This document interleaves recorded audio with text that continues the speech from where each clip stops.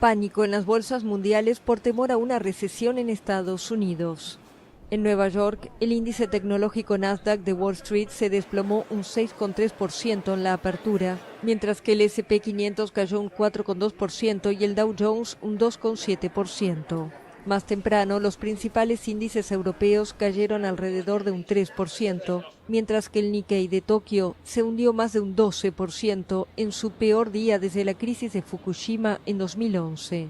Taiwán cayó más de un 8% y Seúl más de un 9%, mientras que las bolsas chinas tuvieron descensos más moderados en torno al 2%. El detonante del desplome bursátil fue un informe sobre el empleo en Estados Unidos publicado el viernes, que mostró que la tasa de desempleo de 4,3% alcanzó su nivel más alto desde octubre de 2021. A raíz de esa publicación, los rendimientos de la deuda pública cayeron con fuerza, lo que hace presagiar que la Reserva Federal estadounidense podría recortar sus tasas más drásticamente de lo esperado. Esa previsión precipitó a su vez la subida del yen frente al dólar, que también se vio impulsada por intervenciones del Banco Central japonés en el mercado de divisas. En el mercado de las obligaciones, los tipos de interés de la deuda pública en Estados Unidos caían a su nivel más bajo en más de un año para las tasas a 10 años, lo que refleja un mayor interés en este tipo de inversión más segura.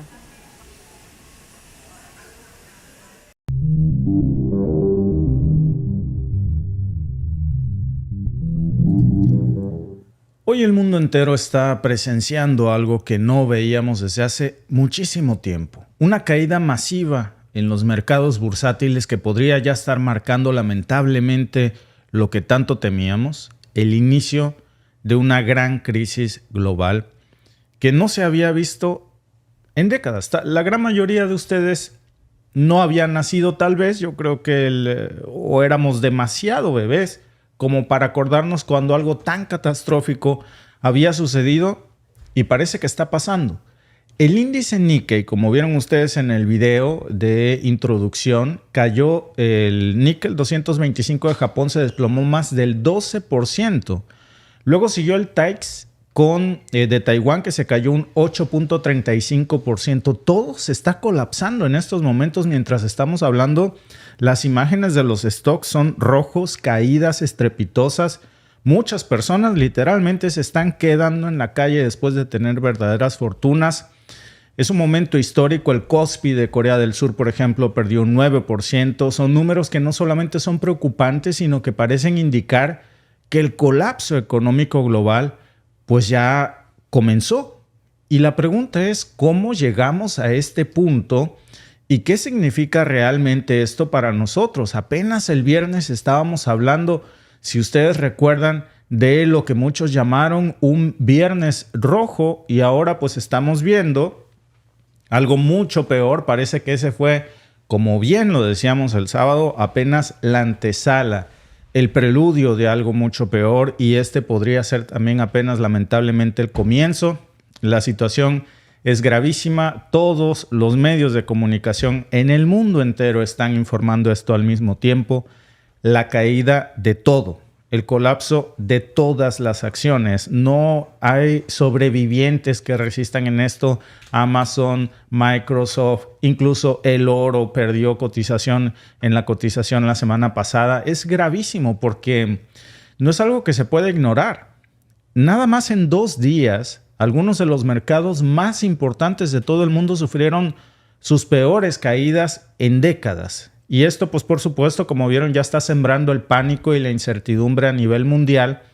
Las consecuencias de esta caída pues ya son devastadoras y están afectando las inversiones personales de todo mundo, incluso la más pequeña, la más grande, la estabilidad de las economías nacionales.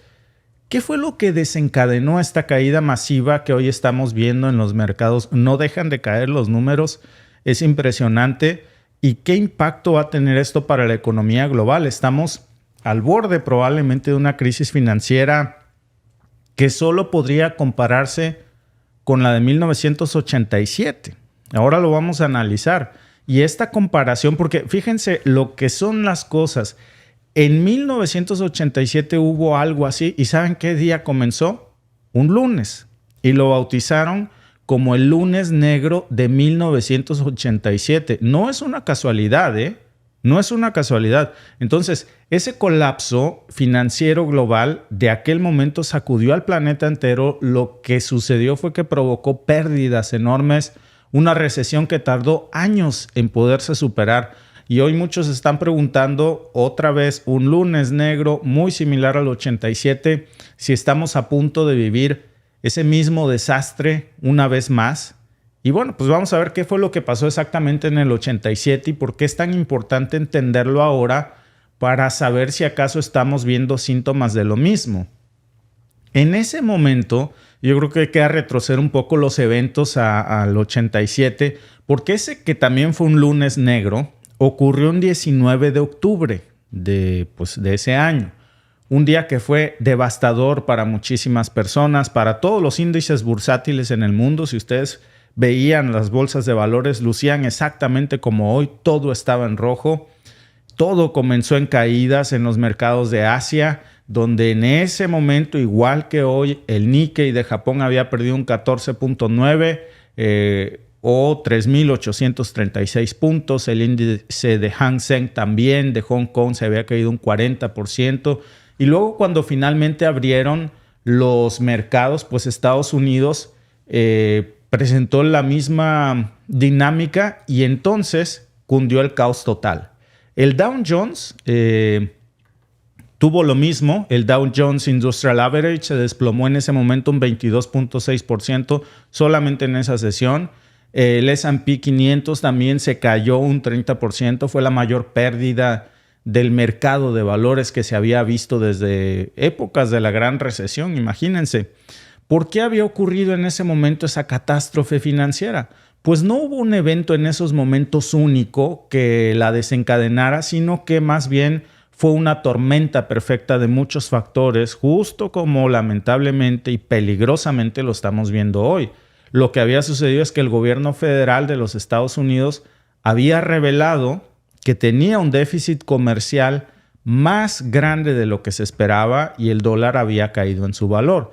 Y luego, pues los mercados que habían estado en una carrera alcista desde el 82, pues estaban muy maduros para una corrección y la negociación informatizada, conocida como trading programado en esos años, pues también había jugado un papel muy importante. Estaban usando programas de seguros de carteras que vendían futuros de índices para intentar limitar las pérdidas potenciales de las acciones.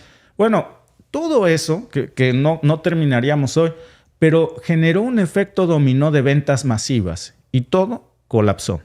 Ese viernes, fíjense lo que son de veras las cosas, es imposible no ver las similitudes. Un viernes antes de ese lunes negro del 87, ¿se acuerdan ustedes que el sábado estamos hablando que el viernes pasado lo llamaron el viernes negro? Bueno, pues lo mismo pasó en el 87. Justo el viernes antes se había producido un fenómeno conocido como triple witching, que es cuando expiran simultáneamente las opciones sobre acciones y los futuros de índices bursátiles y las opciones sobre futuros de índices bursátiles. En esta ocasión no fue así, pero sí que el viernes anterior se marcó la caída, el colapso, el primer caos que se generó en las bolsas de valores del mundo, justo como en ese momento. Bueno, en aquel momento esa situación causó un verdadero caos y en cuestión de horas de ese viernes se había trasladado al lunes siguientes una catástrofe. Había una reacción en cadena que no se había podido parar, provocada por Estados Unidos, justo como hoy se produce por el índice de desempleo. Y en el Reino Unido, el mercado de valores de Londres se había caído un 22% solamente en 2 días. Austria, que era uno de los mercados menos afectados, también habría sufrido pérdidas en ese momento del 11.4%. En total se estima que alrededor de 1.71 billones de dólares se borraron, desaparecieron del mapa financiero global por arte de magia. ¿Y cuál fue el resultado de esa debacle? Pues el presidente de la Reserva Federal de Estados Unidos, en ese entonces estaba Alan Greenspan, y había dicho que la Reserva Federal estaba preparada para actuar como fuente de liquidez para apoyar el sistema económico y el sistema financiero. Lo que hizo inmediatamente la Fed es que recortó las tasas de interés en medio punto porcentual, justo como se teme que hoy se haga de nuevo, se canalizaron miles de millones de dólares en la economía a través de la flexibilización cuantitativa. Compraron bonos para elevar sus precios, redujeron las tasas de interés, se introdujeron por primera vez estos interruptores automáticos que estaban diseñados para detener la negociación en caso de caídas o subidas inusuales para que no pasara de nuevo una catástrofe como esa. Bueno, se puede comparar ese desastre financiero terrible que solamente en ese momento habíamos dicho que solo había algo más grave que eso y era la gran recesión. Estamos hoy viendo algo así de grave hoy con este lunes negro que mientras estamos hablando está ocurriendo. Bueno, pues si vemos varios detalles, por ejemplo, de lo que ha sucedido, el Nikkei 225 de Japón nuevamente se cae 12%, 31.458 puntos. Nada más el viernes se había caído 5.8, era la peor caída que habían tenido en la historia, con un descenso total de 18.2. Las últimas 2 sesiones de negociación fueron terribles. El índice TAIEX de Taiwán también. Todo se está cayendo y están ocurriendo patrones muy similares. El Kospi de Corea del Sur se está cayendo 9%. Todo se está desboronando al mismo tiempo. Y este desplome global ocurre apenas unos días después de que Wall Street cayera también 610 puntos. Nadie se salva, les decía yo hace rato, Microsoft y Amazon están registrando pérdidas multimillonarias en estos momentos, incluso los gigantes. Los analistas están comparando ya este evento, por supuesto, con el lunes negro de 1987 y no es para menos. La cuestión es si ahora estamos preparados para esta crisis que nadie vio venir. Seguramente varios sí, pero a nosotros no nos habían dicho. Y esta situación ya tiene varias similitudes con esa terrible crisis del 87, pero también hay diferencias importantes. Por ejemplo, en el 87, pues obviamente la tecnología del trading era muy novedosa, no estaba bien comprendido lo que podía ocurrir y eso pues contribuyó a generar más pánico. Hoy pues el trading algorítmico es un factor, los mercados tienen mejores mecanismos de control y regulación, pero el problema es que la globalización, y yo creo que eso es lo que hay que ver, hace que todo termine conectándose, todo está interconectado más que nunca. Y eso, para nuestra desgracia, significa que las perturbaciones que pasan en Taiwán, por ejemplo, nos terminan perjudicando en México, en Canadá, pero lo que pasa en Estados Unidos pues termina generando un terremoto para el planeta entero. Otra diferencia clave también es la situación económica global. En el 87, pues la economía estaba lidiando todavía con muchos déficits comerciales, una inflación terrible. Y hoy estamos saliendo de una pandemia global que no es para menos. También tuvo un impacto horrible en las economías de todo el mundo. Y las tensiones geopolíticas, una guerra tras otra, un mundo belicoso que ha exagerado en depender de las economías de guerra, una geopolítica que ha estado basada en encender conflictos a través del mundo, sponsored by Biden, por ejemplo, válgase el comercial, pero ¿qué podemos esperar en los próximos días? Pues la historia nos enseña que los mercados financieros son impredecibles, que siempre reaccionan de formas inesperadas. Aquí lo vemos hoy. Pero ya el viernes pasado, si ustedes se acuerdan, comentábamos el sábado que lo del viernes negro podía ser la antesala de una crisis económica mundial. Y pues ahora estamos viendo lo que parece ser ya el inicio formal de una terrible crisis global. Los inversores ya hoy tienen una lección muy importante, que incluso diversificar y estar preparados en esta ocasión no fue suficiente. Nadie podía detener esto. Era como poner 2 manos frente a una enorme ola, comparable solamente con lo del 87. Y puede ser que esto esté a punto de hacer historia para mal. Puede ser que estemos a punto de ver cómo la historia se repite de nuevo sin estar preparados para eso. Díganos ustedes qué opinan. ¿Crees que el colapso financiero global es inevitable? Las opciones son sí, ya ha comenzado, no, se puede evitar o no lo sé, necesito más información. Ya lo comentábamos, Alba, todo esto el sábado y mira nada más, parece que... Pensamos que el viernes rojo o el viernes negro había sido ya solo lo que iba a pasar, pero desafortunadamente no. Llegamos arrastrando lo del viernes, pero ahora con una mayor presión y yéndonos un poco más abajo. Yo averiguaba, yo decía, pero ¿por qué se viene tan de golpe cuando no nos lo esperábamos, no? Y empieza uno a analizar y dice, si las economías no están tan mal, supuestamente, y lo hablábamos el viernes. Estados Unidos, bueno, Biden, el gobierno de Biden, hay que decirlo como es, el gobierno de Biden maquilló algunas cifras y no es el único, desafortunadamente. Las principales economías del mundo muestran signos de recesión. Nosotros ya lo habíamos hablado anteriormente aquí en Canadá.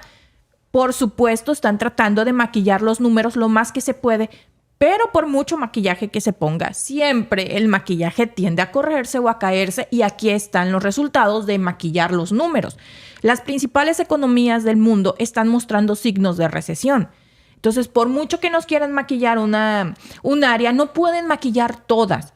Entonces, esto es lo que ha propiciado este descalabro tan fuerte que tenemos y también aunado a lo que venimos arrastrando desde hace 4 años, cuando todo se colapsó, todo cerró porque nos encerraron, que porque esto, que porque el otro. Eso son consecuencias de lo que estamos viendo hoy. Estas son las consecuencias a largo plazo que pensaron que iban a poder manejar. Pues no las pudieron manejar. También los conflictos que hay geopolíticos en el mundo están ayudando a que esto se descontrole más, porque no es solamente el problema que hay entre la guerra o el conflicto o la intervención entre Ucrania y Rusia.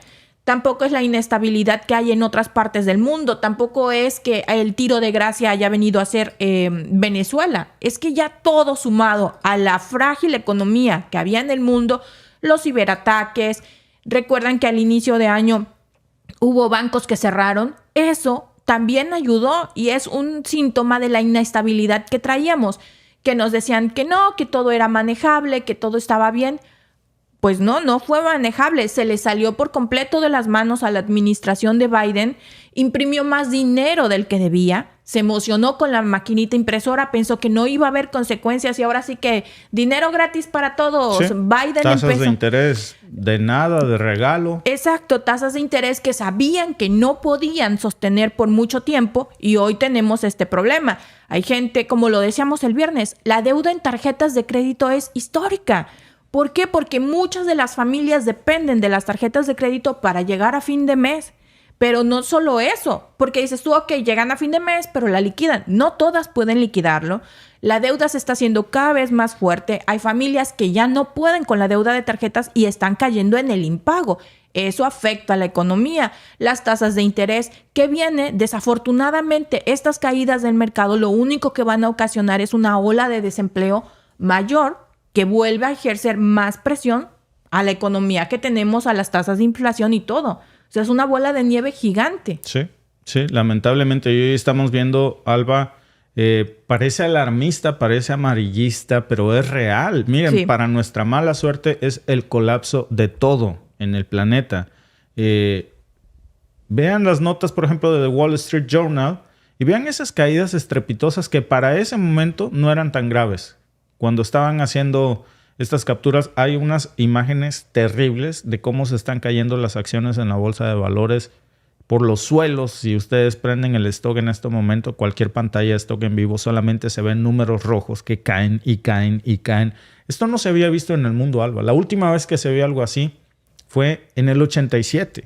Sí. Repito, seguramente muchos de los que nos están viendo ni siquiera habían nacido o éramos demasiado pequeños como para acordarnos o tener noción de esto.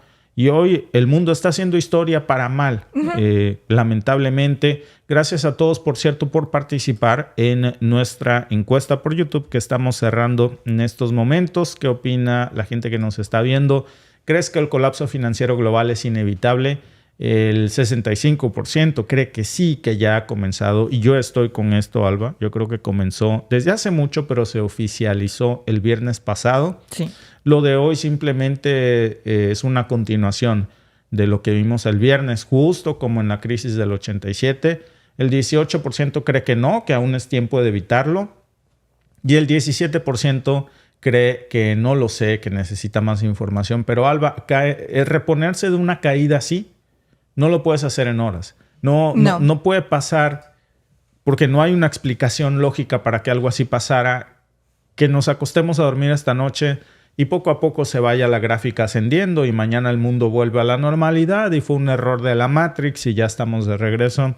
Esto va a tardar en recuperarse. ¿Cuánto? No lo sabemos. Lo que sí sabemos es que si las caídas siguen y no hay corrección, entre más tarden en caer, pues más tiempo va a tardar esto en recuperarse. Claro, dice nuestro amigo Zapata. Acuérdense que muchos países usan el miedo para su beneficio. El detalle es que a quienes están perjudicando más en este miedo no es necesariamente a nosotros. A nosotros sí nos afecta mucho, por supuesto, a los ciudadanos de a pie.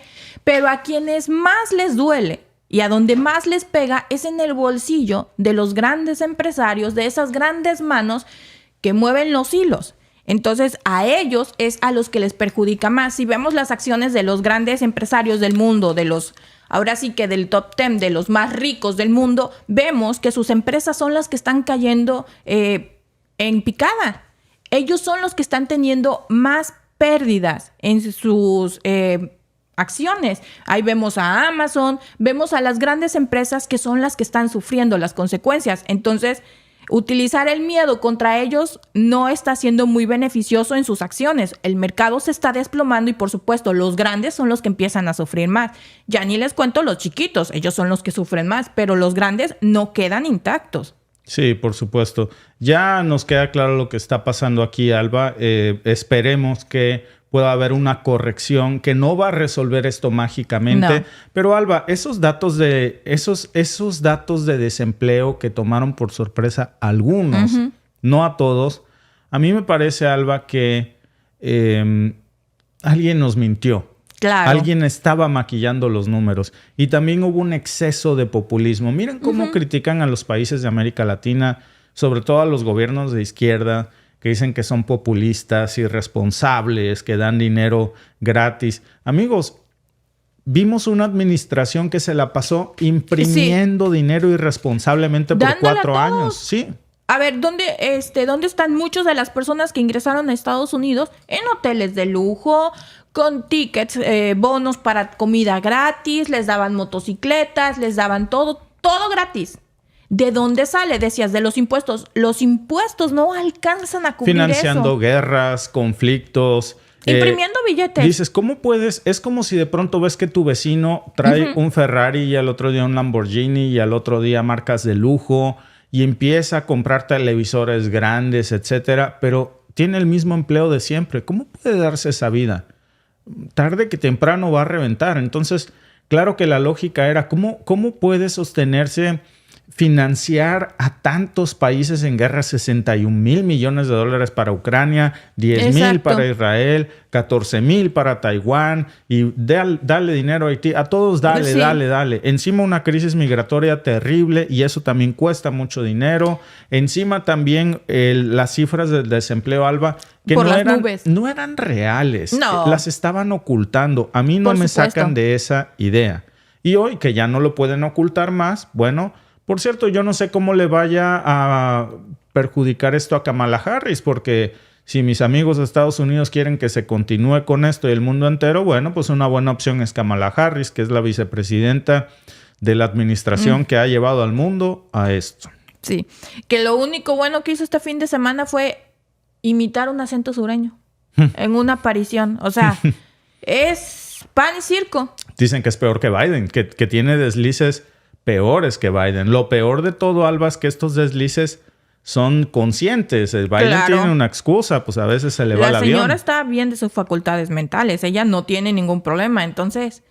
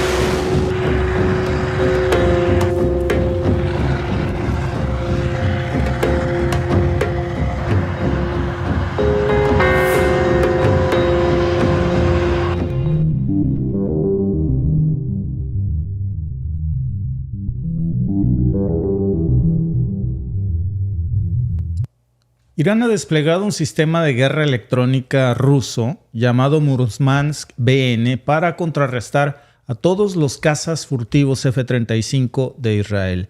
Esta noticia es muy impactante porque nos está ya revelando este creciente nivel de sofisticación y preparación de Irán en su enfrentamiento próximo, muy probable con Israel, pero también nos habla, y yo creo que eso es lo más preocupante de este asunto, es cómo ya estamos viendo que es el choque de potencias. Y no me refiero en absoluto a Israel con Irán. Me refiero a Rusia apoyando, por supuesto, a Irán, pero detrás de Rusia también estarían otras potencias, China, con el apoyo de otros aliados como Corea del Norte, etcétera, y detrás de Israel, por supuesto, al mundo occidental.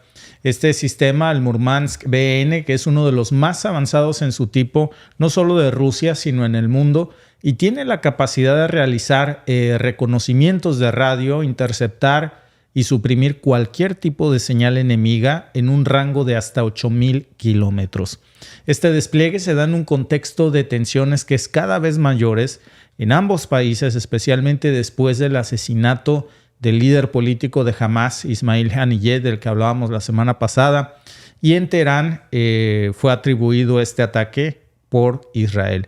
¿Qué implica este movimiento para la estabilidad de la región? ¿Podría este despliegue desencadenar una escalada militar mayor? Pues miren, ya hay muchísimas tensiones en estos momentos en el mundo, sobre todo después de que se ha confirmado la noticia de que Rusia ha enviado estos poderosos sistemas de protección para blindar a Irán, y entonces ya no estamos hablando de un simple Irán contra Israel y el mundo occidental. Ya estamos hablando, por supuesto, de un choque de titanes, y por supuesto que ya Estados Unidos ha reaccionado a esto y ahora sí está pidiendo la máxima prudencia posible para que esto no estalle.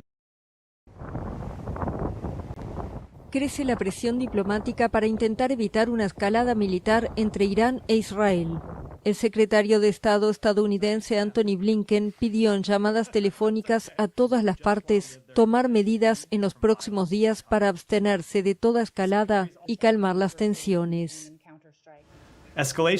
La escalada no beneficia a nadie, no es buena para ningún país, no es buena para la región y desde luego no es buena para los millones de civiles que solo quieren vivir sus vidas libres de violencia y conflictos.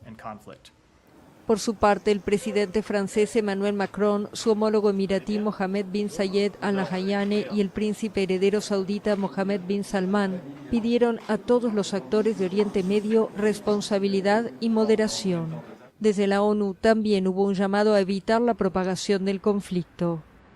El jefe de Derechos Humanos de la ONU, Volker Turk, dijo hoy que está profundamente preocupado por el creciente riesgo de un conflicto más amplio en Medio Oriente y pidió a todas las partes, junto con los estados con influencia, que actúen con urgencia para desescalar lo que se ha convertido en una situación muy precaria.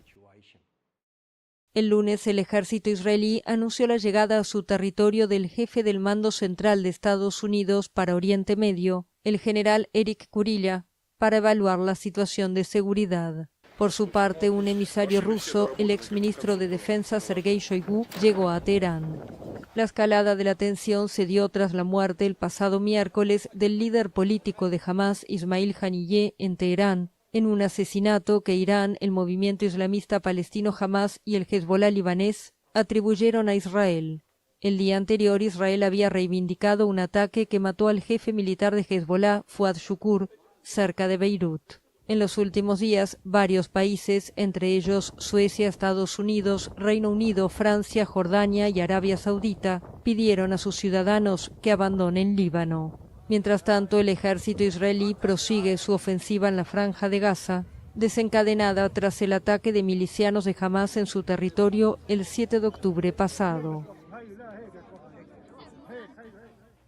Es que ya es cada vez más evidente cómo estamos viendo que ya, por un lado, el secretario de Defensa de los Estados Unidos ha enviado ahí a sus emisarios a Israel, pero también por el otro, Putin, el mismo Sergei Shoigu en persona, ya está en estos momentos en Irán. Y no está simplemente para saludarlo. Vemos la magnitud de esto, como en las últimas semanas esta situación entre Irán e Israel se ha vuelto extremadamente tensa y volátil.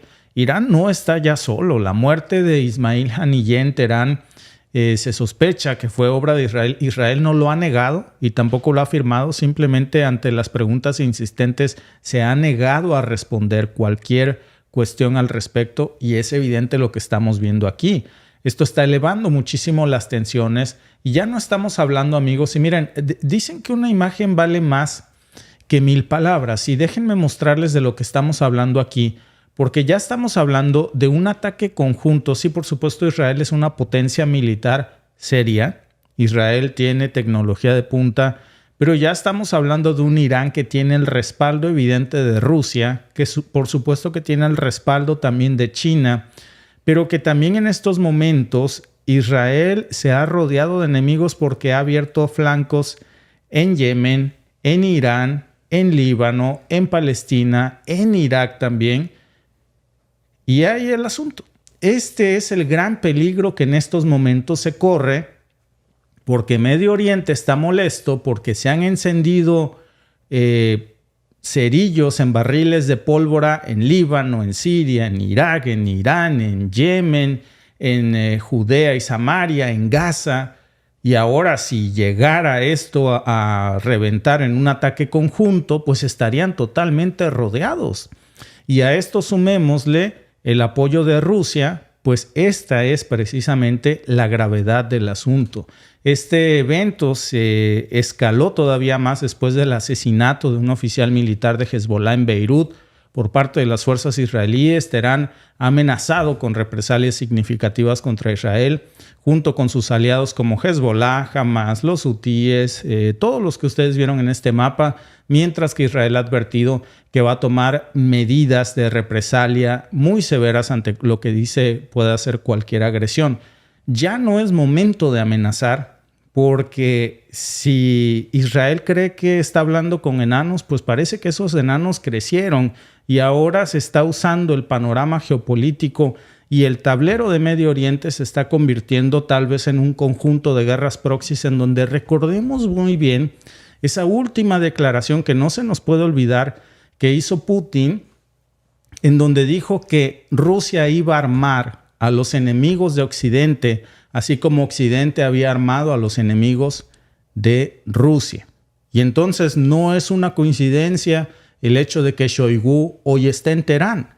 El 5 de agosto del 2024, el primer ministro Netanyahu discutió con funcionarios militares y de defensa esta posibilidad de lanzar un ataque contra Irán. Fue un ataque que dijo que solo se autorizaría si se confirmara que Irán estuviera antes a punto de lanzar un ataque contra Israel.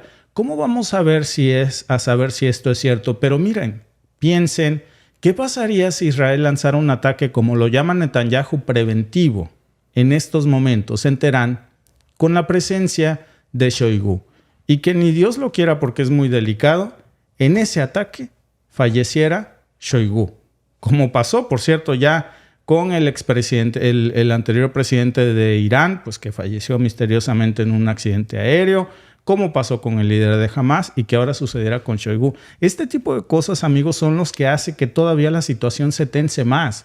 Porque mientras esto sucede, la Casa Blanca está en etapas finales ya para aprobar el envío de 1,800 bombas Mark 84 de 2,000 libras a Israel, y este envío pues había sido retenido por muchos meses después de que Israel lanzara su invasión en Rafah, en el sur de Gaza, pero la mitad de ese envío, compuesto por 1,700 bombas Mark 82 de 500 libras, ya ha recibido la aprobación de la administración de Biden desde el mes de julio, y todas estas municiones van a ser en estos momentos muy importantes para las fuerzas aéreas israelíes si llega a estallar una guerra a gran escala con Hezbollah o Irán.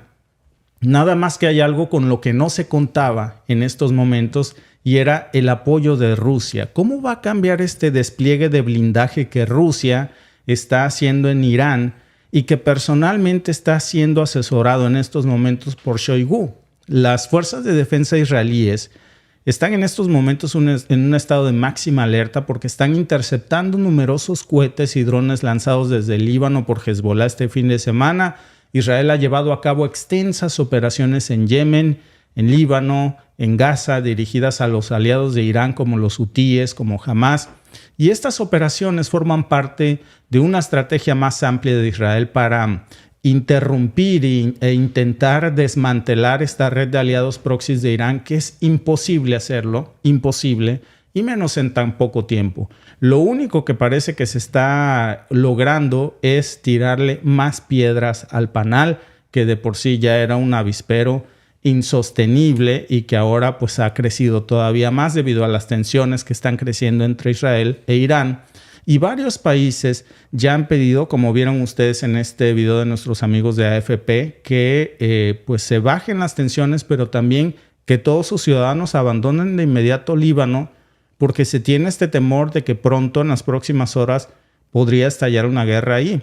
Hablamos de Estados Unidos, Reino Unido, Australia, Francia. Aquí también en Canadá se ha pedido que todos los ciudadanos canadienses que estén en Líbano abandonen de inmediato el territorio. Corea del Sur, Arabia Saudita, Japón, Turquía, Jordania, todos están mandando estos avisos para sus ciudadanos pidiéndoles que se retiren, que evacúen inmediatamente por temor a lo que se viene. Y esta situación ha llevado a cancelar numerosos vuelos en el único aeropuerto comercial de Beirut. Y si la escalada continúa, lo que podríamos estar viendo aquí pues es un conflicto regional mucho más amplio que estaría involucrando a varios actores estatales, no nada más a Irán e Israel, sino a Rusia, a Estados Unidos. Sería el choque de dos potencias en donde en esta ocasión Israel se quedaría en medio de los grandes titanes.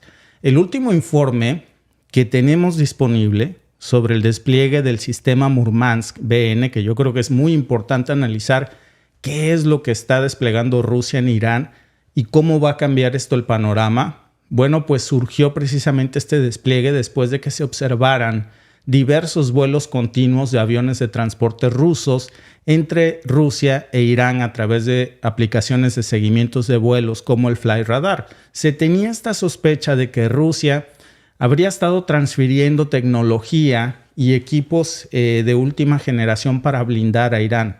Pues esos ya no son rumores, ya se confirmó, ya están desplegados. Estos vuelos se sospecha que además transportaban varios sistemas de armas desconocidos aún a Irán, además de los que ya se sabe. Entre los que ya se conocen está el sistema Murmansk BN, que no es solamente el más poderoso del ejército ruso en guerra electrónica, y todos sabemos que los rusos han sido pioneros en la guerra electrónica, en desactivar ataques con armamento de la OTAN, por ejemplo, el famoso misil Excalibur, que se redujo a nada por estos ataques electrónicos, incluso sistemas de última generación, y también es uno de los más avanzados a nivel mundial. Este sistema que Rusia ya desplegó en Irán tiene la capacidad de bloquear y de interceptar todas las señales enemigas, el GPS, las comunicaciones y los sistemas satelitales. Y eso lo que genera es que inutiliza por completo las municiones inteligentes y todos los sistemas de drones. Este Murmansk BN es un sistema de guerra electrónica que ha sido desarrollado por la compañía rusa Kret, que está destinado a interferir en todas las comunicaciones en un largo alcance de más de 8,000 kilómetros e incluso más que eso. Fue introducido ya desde el 2014, ya está en servicio y está diseñado pues para eso, para inutilizar por completo todos los equipos militares de la OTAN en este rango superior a los 8,000 kilómetros. Incluye múltiples mástiles de antenas montados en vehículos, los que veían ustedes al inicio de este video, que parecen unas antenas gigantes, y se utilizan a través de camiones enormes militares y remolques Kamaz, y estos remolques extienden estas antenas de 32 metros que cubren un área, fíjense, impresionante, de hasta 640,000 kilómetros cuadrados. Este Murmansk puede interceptar y suprimir todas las señales HF en el rango de 3 a 30 MHz utilizados por barcos, aviones militares, y el tiempo de despliegue es solamente de 72 horas. ¿Y saben qué? Esas 72 horas ya pasaron. Los sistemas ya están activos.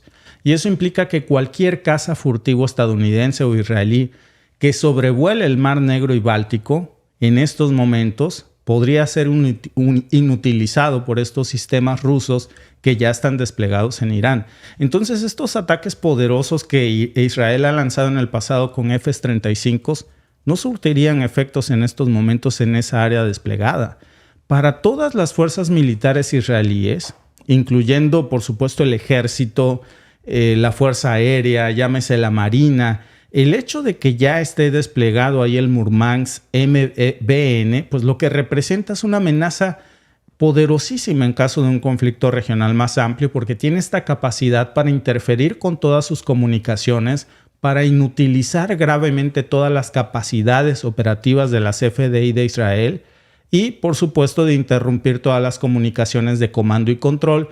Particularmente estaríamos hablando de operaciones de campo donde esto es vital, por ejemplo, para los F-35, para los misiles de largo alcance, para todos los sistemas inteligentes que tiene Israel, quedarían inutilizados dentro de este rango. Por eso precisamente, pero sobre todo por el peligro de que se puedan derribar los F-35, que son los que utilizan, son los más poderosos de Israel, pero el problema que tienen es que utilizan una gama de sistemas de comunicación que incluyen HF para poder intercambiar datos críticos de la misión. Y estos, pues lo que haría es inutilizarlos por completo y pues podrían caer en manos de Irán como presas fáciles. Ese es el gran impacto que hoy se tiene con estos sistemas, pero también se estarían comprometiendo las corbetas de la clase SAR-5, que también dependen de estas comunicaciones, y muchos otros equipos, por ejemplo, los submarinos de la clase Dolphin, que se comunican con estos centros de comando vía HF, también estarían comprometidos. Por eso el mundo está hoy bastante tenso, por eso Estados Unidos está, digamos, reculando y pidiéndole a Israel y a todos los actores que traten de desescalar el conflicto, porque las tensiones ya han subido a un punto en donde el hecho de que se hayan desplegado estos sistemas como el Murmansk BN por parte de Irán, patrocinados por Rusia, pues nos habla de una escalada muy importante de lo que ya se sabe. Pero ¿qué más había en estos cargamentos que llegaron desde Rusia a Irán en los últimos 48 horas? No sabemos. Pudo ser cualquier cosa. Misiles Iskander, no sabemos. Y eso, misiles hipersónicos, y eso es lo que vuelve más preocupante esta situación, Alba. Sí, a mí lo que me da mucha risa es, nunca se deja uno de sorprender el nivel de hipocresía que se maneja en la Casa Blanca. Porque ahora sí salen a decir que todo mundo no se mueva, que no escalen esto, que nadie lo quiere escalar, pero no lo quieres escalar y estás mandando bombas, no lo quieres escalar y estás mandando armamento. No lo quieres escalar, pero no te vas a la zona a mediar, te vas a la zona a meterle más combustible. Entonces, si alguien tiene la culpa de que esto se salga de control, eres tú, porque la Casa Blanca fue los primeros que salieron a rechazar los señalamientos que hizo la ONU. La Casa Blanca fueron los primeros que salieron a refunfuñar cuando la Corte Penal Internacional puso en la misma línea a Hamas y a Netanyahu. Lo llamó insultante, lo llamó indignante, dijo muchísimas cosas. Y ahora que ve que Rusia va para la zona, entonces sí, no hay que escalarlo. ¿Por qué no mediarlo mejor? Bueno, esto no hubiera llegado a tanto si se hubiese mediado a tiempo. Dicen, ya hay rumores, lo sacó Axios, que es una fuente occidental estadounidense pues muy seria, lo replicaron muchos medios, que en la última llamada telefónica de Netanyahu con Biden subió de tono la discusión y Biden le habría dicho a Netanyahu que se dejara de bullshitting, de mentiras, o sea, pero en un tono fuertecito de decirlo, de tomarle por tonto, vaya, pues, que después de que esta iba a ser la última vez que lo iba a apoyar, porque lo que él estaba haciendo era escalar la situación para después correr a Estados Unidos a poder a pedir protección. Entonces, es evidente, Alba, que ya está fuera de control. Netanyahu está totalmente fuera de control, por lo que lo comentábamos el otro día. Es la única manera en la que Netanyahu puede asegurar quedarse en la silla en donde ya no lo quieren. Las protestas en Israel están totalmente fuera de control.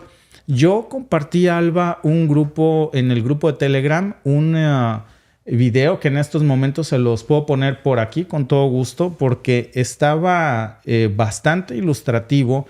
La molestia es enorme en estos momentos de Israel contra su primer ministro porque los está arrastrando un conflicto tras otro, tras otro, tras otro. Y esto pues ya se salió de control y nadie lo puede parar. Déjame mostrarles este video que se los voy a poner aquí encima de este... que tal vez esto es peligrosísimo, Alba. O sea, es que no debieron rodearse así de enemigos. Era abrir tal vez un flanco o dos a la vez, pero no tantos. Bueno, las imágenes que van a ver, precisamente, yo les decía el otro día, esto siempre abre un gran panorama de discusión. No es lo mismo el pueblo de Israel que el Estado de Israel. Y esto siempre genera mucha discusión. Pero qué mejor que una sola imagen para probar esto, les decía yo en Telegram. En un solo video pueden ustedes ver al ejército de Israel luchando contra el pueblo de Israel.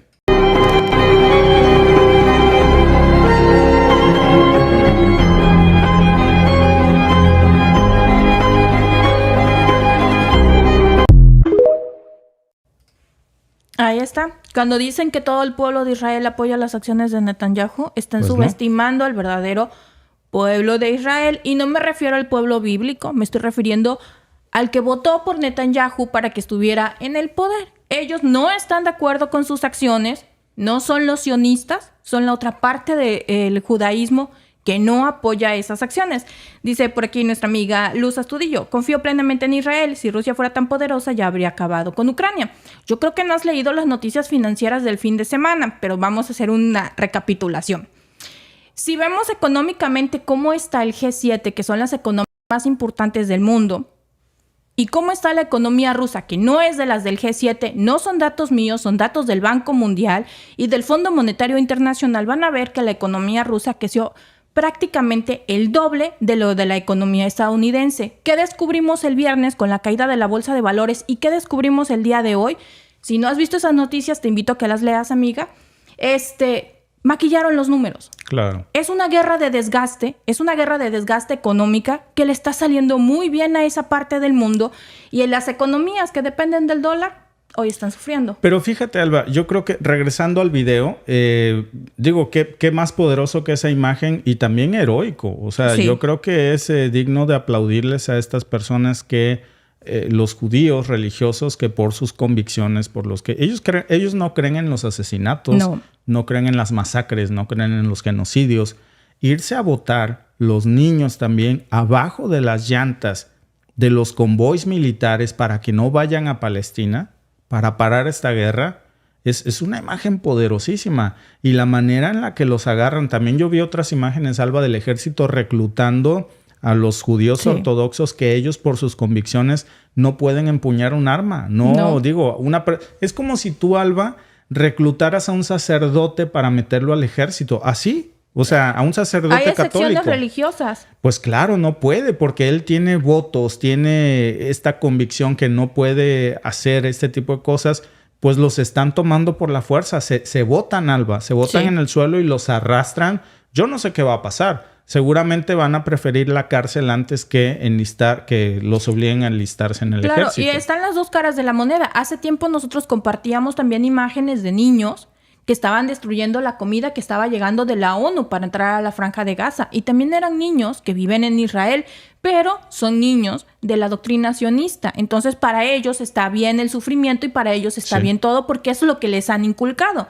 En cambio, vemos a los niños ortodoxos con sus papás tirándose en la calle para evitar así que los tanques pasen para el lado de Palestina, porque va contra sus principios, va contra lo que ellos han visto y han leído desde siempre. De hecho, ellos son los más religiosos. Después lo voy a compartir porque no creo que valdría la pena ponerle la traducción al español, los subtítulos, de una entrevista que estaba yo viendo hace rato, Alba, de los descendientes de la familia Rothschild.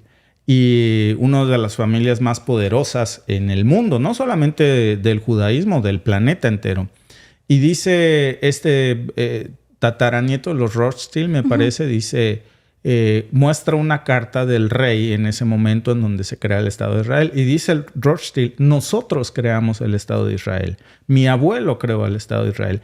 Le muestra la carta del rey en donde el rey le autoriza la creación del Estado de Israel, o sea, del territorio físico, con un gobierno, no de una religión, no es una cosa religiosa, es un ente muy poderoso detrás del cual están las familias más poderosas del planeta Tierra. Hay muchas cuestiones de estas que vamos a comentar, por supuesto, y les vamos a traer el video con subtítulos. La encuesta del día, Alba. Esta no es la encuesta del día, por supuesto, pero déjame mostrarte la encuesta del día con todo mundo, con todo gusto te la leo en un momento por aquí. Por ahí preguntaba, mientras la pones, alguien en el chat que si el domo de hierro podría parar los misiles hipersónicos. Hasta el momento no hay tecnología capaz de parar a los misiles hipersónicos. No han desarrollado la tecnología que sea capaz. Para poder desviar un misil hipersónico tendrían que utilizar muchísimos misiles de los que utilizan en el famoso domo de hierro, pero no hay manera de pararlos. Por eso, cuando pasó el accidente de Rusia en Ucrania, ¿te acuerdan del hospital que decían que Rusia había enviado un misil hipersónico y que no coincidía? Fue uno de los misiles que utilizó Ucrania para tratar de desviar el misil hipersónico, el que impactó y en rebote cayó en el hospital, pero no hay manera de pararlos. Entonces solamente podrían como que desviarlo, tratar como que con varios misiles hacerlo a un ladito, pero no han desarrollado aún la tecnología o no sabemos. Públicamente no la hay. Dicen, Alba, no sé si sea cierto, hay teorías de que, por ejemplo, si activas varios sistemas de defensa al mismo tiempo, de estos como el domo de hierro, que serían los equivalentes que Rusia tiene también los S-400, los S-500 al mismo tiempo, podrían varios de ellos tal vez parar un misil hipersónico. Tal vez. Tal vez, sí. No hay un 90% de seguridad, ni un 60%. No. Si hay es hipotéticamente. Sí. Hay un porcentaje, 20% de probabilidad tal vez, sí. Puro accidente, pero en estos momentos no hay una tecnología que pueda, por supuesto, lograr esto, Alba. Porque los hipersónicos son muy, muy recientes. De hecho, el domo de hierro tiene más años. Sí, en su momento fue tecnología de punta, pero la tecnología ha avanzado tanto que ya quedó un poco atrás. Ese es el problema que hoy estamos viendo aquí. Alba, los resultados de la encuesta, si me permiten, ¿podrá el sistema ruso Murmansk BN detener a Israel? Gracias a todos nuestros amigos que participaron por YouTube. El 64% cree que sí tiene la capacidad del sistema Murmansk BN de detener este tipo de ataques para los que está diseñados. El 14% cree que Israel puede contrarrestarlo y el 22% cree que es difícil de saber. Claro, Alba, que también es muy probable que estos sistemas puedan ser derribados. Sí. Eso también es siempre una posibilidad que existe. Supongo yo que el hecho de que Sergei Shoigu esté ahí en estos momentos en persona es para, mira, te nos duplicaste, Alba, te clonaste. Una disculpa porque, como ven, tenemos un nuevo sistema y bueno, pues estamos lidiando ahí un poquito para... A veces me clono. A veces se clona, Alba. Pero sí, Alba, el hecho de que esté ahí Sergei Shoigu, pues es porque seguramente está diseñando junto con Irán una estrategia de defensa. Con los yemeníes y los hutíes. La misma razón por la que está el secretario de Defensa de los Estados Unidos ahí. Bueno, exactito. Su gente, sí. Pues, porque están viendo el jefe del Comando Central, sí, cómo cada bando puede defender. Y esto se va a terminar convirtiendo en una guerra proxy. Muchas gracias, amigos, por unirse a nuestros podcasts del día. Se oye un poquito de eco, bastante.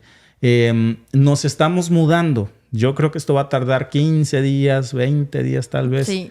Pero pues ahí la llevamos porque, híjole, no tiene fin esto. Son muchos cables, son muchas cosas. Sí. Estamos moviendo el estudio del lugar. Entonces, lleva mucho tiempo. Poder sacar el estudio de aquí es una tarea titánica. Así que bueno, pues ya ahí vamos a ir contándoles poco a poco, pero nos vemos en el próximo podcast. Hasta luego.